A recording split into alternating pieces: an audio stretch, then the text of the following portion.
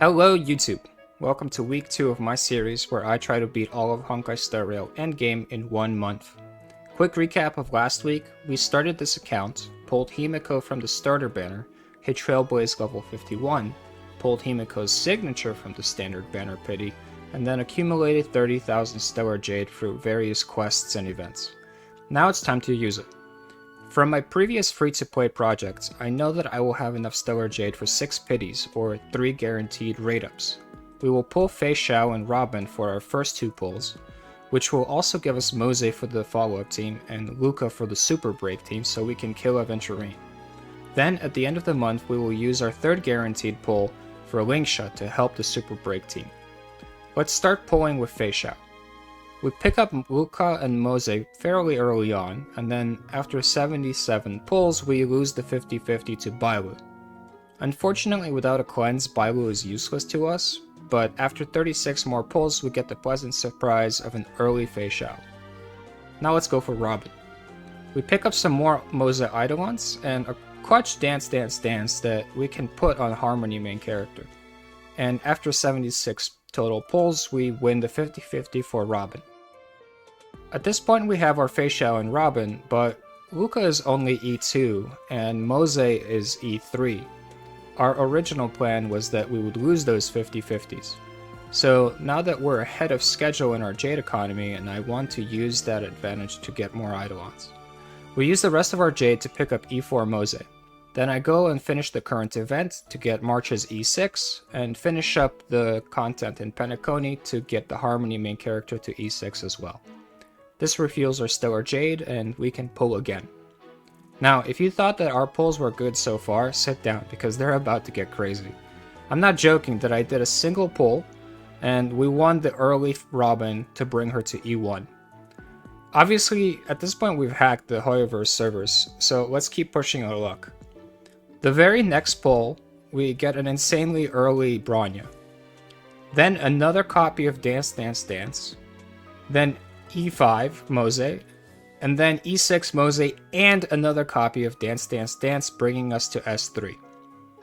I think that's enough, let's stop here. Winning the 50-50s means that we can start refreshing and accelerate our schedule, and to do so pretty aggressively.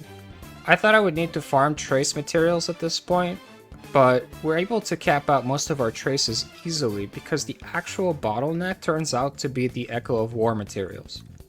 We're only getting 2 per run, or 6 per week, and so a lot of my characters can't even unlock their Ascension traces, and won't be able to do that until the end of the project.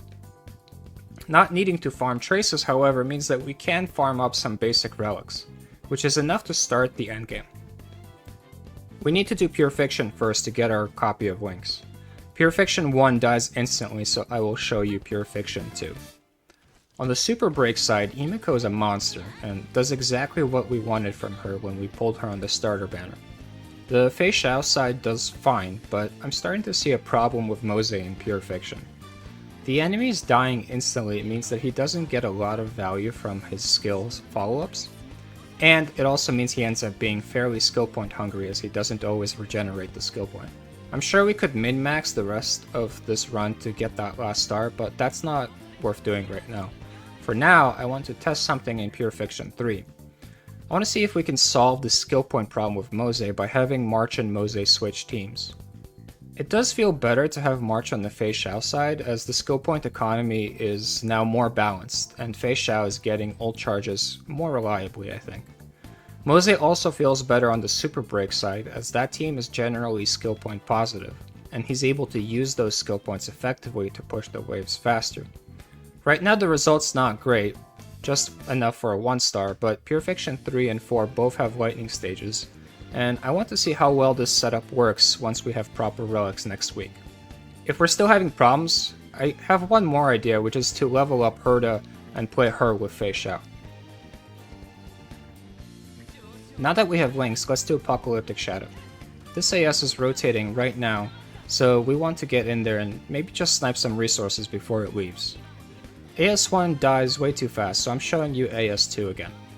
On the Fei Xiao side, the damage is very good, and the elites lasting longer means that Mose is able to better show off his follow-up synergy. On the super break side, things take longer, but Himiko is able to really show off why she's such a great Shifu target for March. Things will speed up with relics, but even with this current loadout, we're able to secure the 3 stars for the stage, making that 6 in total.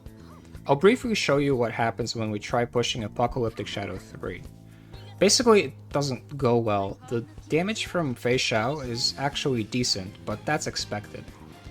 The problem is we're not able to keep up with the incoming damage. I tried killing the fire elemental first, but that also didn't work. We just need to get better relics for our healers, and we won't be able to do that until next week, so let's move on. This leaves us with Memory of Chaos. Our best stage is MOC4. The super break side is not fire vulnerable, but we can still use Himiko as the Shifu and break with March and MC instead. I really like that March is able to do imaginary break in addition to her Shifu's element, and just like with Fei Xiao, one great thing about March, for new accounts at least, is how she prevents damage by locking down enemies, and making things easier for your sustain. This side is slower, but finishes in a respectable 4 cycles. I'm sure you've seen many other Fei Xiao videos by now, so I'm not going to talk about her rotation or her teams. I will say that Robin is doing a lot of heavy lifting on this team, and if you're a new player or free to play and you're trying to decide which one to pull, I would say pull Robin first. One underappreciated thing about Fei Xiao, however, is that she prevents a lot of enemy damage by breaking and focus killing enemies, and that's important when you're still using E0 Natasha to heal. And even if Robin is doing a lot of the work, I am still impressed that Fei Xiao is able to 0 cycle this stage at this point. Now let's try stage 5. It's obvious from our clear times in the previous stage that our overall damage is good and not the problem. And in stage 5, Fei Xiao is able to 1 cycle. But her damage is doing a lot of the heavy lifting in this clear, and we can see how Natasha is starting to fall behind. The problem is more obvious on the super break side, where even though the team has elemental advantage, the lower overall damage means that the enemies eventually catch up and somebody dies. We just need to get better relics on links and more speed on the team overall. MC's level 70 Ascension that delays break recovery will also help, so let's just stop here for now. In summary, by the end of week 2 we were able to get halfway through Pure Fiction and Apocalyptic Shadow and a third of the way through Memory of Chaos. It's pretty good. During this time, finishing all the quests and events that give XP also allowed us to reach Trailboy's level 59. Next week is going to be a big week because Trailboy 60 is when we can finally ascend our characters to level 80 and start getting 2 gold relics per cavern run. So we'll be able to dump that large number of experience books and fuel that we've been accumulating. Subscribe and like so you don't miss that episode. But before we leave, I have homework for the viewers. Although our pulls were terrific, one of the failures was that we only got Luca to E2. On the other hand, we have a Su Xiang that we can also get from the store. We need a physical breaker to kill Aventurine in MOC 12, and both Luca and Su Xiang have their own advantages. So let me know in the comments which one you think I should level up.